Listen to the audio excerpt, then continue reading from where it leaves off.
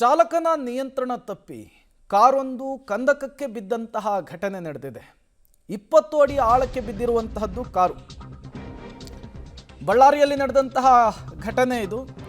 ಅಂದ್ರಾಳ್ ಪ್ರದೇಶದಲ್ಲಿ ಈ ಘಟನೆ ನಡೆದಿದೆ. ಡ್ರೈವರ್ನ ನಿಯಂತ್ರಣ ತಪ್ಪಿದಂತಹ ಕಾರು ಇದ್ದಕ್ಕಿದ್ದ ಹಾಗೆ 20 ಅಡಿ ಆಳಕ್ಕೆ ಬಿದ್ದಿರುವಂಥದ್ದು. 20 ಅಡಿ ಆಳದ ಹಳ್ಳ ಅಂತೆ ಇದು. ಈ ಹಳ್ಳಕ್ಕೆ ಬಿದ್ದಂತಹ ಕಾರು ಸ್ಥಳೀಯರಿಂದ ತತ್ಕ್ಷಣಕ್ಕೆ ಚಾಲಕನನ್ನು ರಕ್ಷಿಸುವಂತಹ ಕೆಲಸ ಆಗಿದೆ. ಗಾಯಾಳು ಚಾಲಕನನ್ನು ವಿಮ್ಸ್ ಆಸ್ಪತ್ರೆಗೆ ಶಿಫ್ಟ್ ಮಾಡಿ ಚಿಕಿತ್ಸೆಯನ್ನು ಮುಂದುವರಿಸಲಾಗಿದೆ. ಗ್ರಾಮೀಣ ಪೊಲೀಸ್ ಠಾಣೆಯಲ್ಲಿ ಈ ಕುರಿತಂತೆ ಪ್ರಕರಣ ದಾಖಲಾಗಿದೆ. ಕಾರಿನ ಪರಿಸ್ಥಿತಿಯನ್ನು ಗಮನಿಸ್ತಾ ಇದ್ದೀರಿ. ಸಂಪೂರ್ಣವಾಗಿ ತಲೆ ಕೆಳಗಾಗಿ ಕಾರು ಬಿದ್ದಿದೆ. 20 ಅಡಿ ಆಳದ ಹಳ್ಳ ಅದು.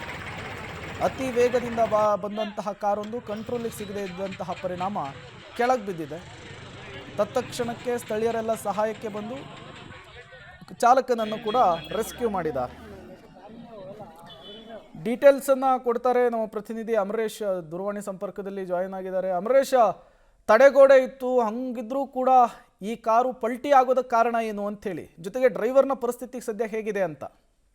ಪ್ರೇಮ್ ಕುಮಾರ್, ಡ್ರೈವರ್ ತುಂಬಾ ರ್ಯಾಶ್ ಆಗಿ ಡ್ರೈವಿಂಗ್ ಮಾಡ್ಕೊಂಡು ಹೋಗಿದ್ದಾರೆ ಮತ್ತು ಅಜಾಗರೂಕತೆಯಿಂದ ಕಾರನ್ನ ಚಾಲನೆ ಮಾಡ್ಕೊಂಡು ಹೋಗಿದ್ರ ಭಾಗವಾಗಿನೇ ಕಾರು ಪಲ್ಟಿಯಾಗಿದೆ ಅನ್ನುವಂತ ಮಾಹಿತಿ ಸಿಕ್ಕಿರುವಂತದ್ದು. ಸದ್ಯಕ್ಕೆ ಅಂದ್ರೆ ಸುಮಾರು 20 ಅಡಿಯಷ್ಟು ಆಳದಲ್ಲಿರ್ತಕ್ಕಂಥ ಒಂದು ಹಳ್ಳ ಏನಿತ್ತು, ಹಳ್ಳಕ್ಕೆ ಇದೀಗ ಕಾರು ಬಿದ್ದಿರುವಂತದ್ದು ಬಳ್ಳಾರಿಯ ಅಂದ್ರಾಳ ಏರಿಯಾ ಪ್ರದೇಶದಲ್ಲಿ. ಸದ್ಯ ಚಾಲಕನನ್ನ ತಕ್ಷಣದಿಂದಲೇ ಗಮನಿಸಿರ್ತಕ್ಕಂಥ ಸ್ಥಳೀಯರೇನಿದ್ರು ಚಾಲಕನನ್ನ ರಕ್ಷಣೆ ಮಾಡಿ ಇದೀಗ ಬಳ್ಳಾರಿಯ ವಿಮ್ಸ್ ಆಸ್ಪತ್ರೆಗೂ ಕೂಡ ದಾಖಲೆ ಮಾಡಿದ್ದಾರೆ. ಆದ್ರೆ ಸದ್ಯಕ್ಕೆ ಚಾಲಕನ ಆರೋಗ್ಯ ಸ್ಥಿತಿ ಸುಧಾರಣೆ ಆಗಿದೆ, ಅಂದ್ರೆ ಸ್ಥಿರವಾಗಿದೆ ಅನ್ನುವಂತ ಮಾಹಿತಿ ಸಿಕ್ಕಿರುವಂತದ್ದು. ಆದ್ರೆ ಕಾರ್ನಲ್ಲಿ ಡ್ರೈವರ್ನ ಹೊರತುಪಡಿಸಿದ್ದಾರೆ ಯಾರು ಇರ್ಲಿಲ್ಲ, ಹೀಗಾಗಿ ದೊಡ್ಡ ಅನಾಹುತವನ್ನು ತಪ್ಪಿದಂತಾಗಿದೆ ಅನ್ನುವಂತ ಮಾತುಗಳು ಕೂಡ ಕೇಳಿ ಬರ್ತದೆ. ಒಟ್ಟಾರೆಯಾಗಿ ಚಾಲಕನ ಅಜಾಗರೂಕತೆಯಿಂದ ಒಂದು ಘಟನೆ ನಡೆದಿರುವಂತದ್ದು. ಸದ್ಯ ಬಳ್ಳಾರಿಯ ಗ್ರಾಮೀಣ ಪೊಲೀಸ್ ಠಾಣೆಯಲ್ಲಿ ಪ್ರಕರಣ ಕೂಡ ದಾಖಲಾಗಿದೆ. ಪ್ರೇಮ್ ಕುಮಾರ್.